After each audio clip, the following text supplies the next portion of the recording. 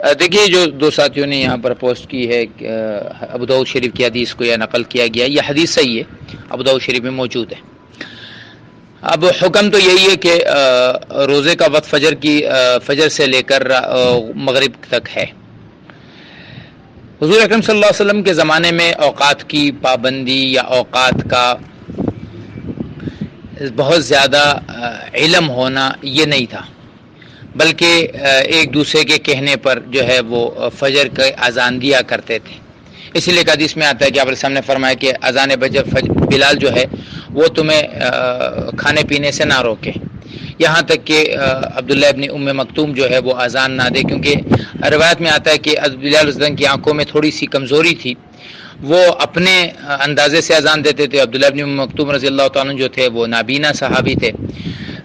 تو ان کو جب تک 2-4-6 آدمی کہتے نہیں تھے وہ اذان دیتے نہیں تھے۔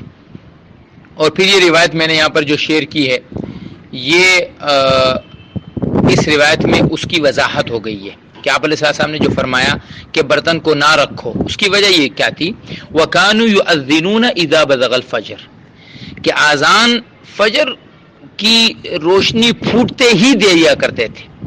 اب وہ روشنی کے پھوٹنے کا عین جو وقت ہے، مطلب جیسے ہی فجر کا وقت شروع ہوتا تھا وہ فوراً اذان دیتے تھے۔ اب اس میں تھوڑی بہت اونچ نیچ ہو جاتی ہے، وقت نہیں ہے، گھڑی نہیں ہے، لائٹیں نہیں ہیں، انسان سے آگے پیچھے ہو سکتا ہے، اور وہ لیٹ بھی نہیں کرتے تھے کہ بھئی 4-6-8-10 منٹ کا صبر کر کے پھر اذان دی جاتی، نہیں، بلکہ عین وقت پہ۔ تو اگر کوئی جگہ ایسی ہے کہ جہاں عین وقت پہ اذان کا معاملہ ہوتا ہو اور گھڑی کی ٹک کا پتہ نہ ہو، تو اس میں اندازہ ہے کہ 1-8 منٹ ابھی ہو گنجائش، 1-8 منٹ کی گنجائش ہو، لہٰذا فرمایا جو ہاتھ میں برتن ہے اس کا پانی وغیرہ اگر پی لو تو گنجائش۔ لیکن اگر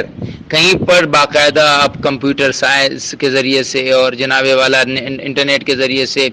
نقشے بنا کر یہ بتایا گیا کہ عین 4:13 جو ہے یہ تو عین فجر کا وقت ہے، اور اس کے بعد ہی اذان دی جاتی ہے، یعنی 13 سے پہلے نہیں دیا، 13 کے بعد دی جاتی ہے، تو اب کھانا پینا جائز نہیں ہے۔ لیکن اگر کہیں پر شبہ ہے کہ وہ 13 پہ دی جا رہی ہے، 12 پہ دی جا رہی ہے، تو اس میں اگر کوئی آدمی ہاتھ کا پانی پی لے تو شرعاً اس میں کوئی حرج نہیں۔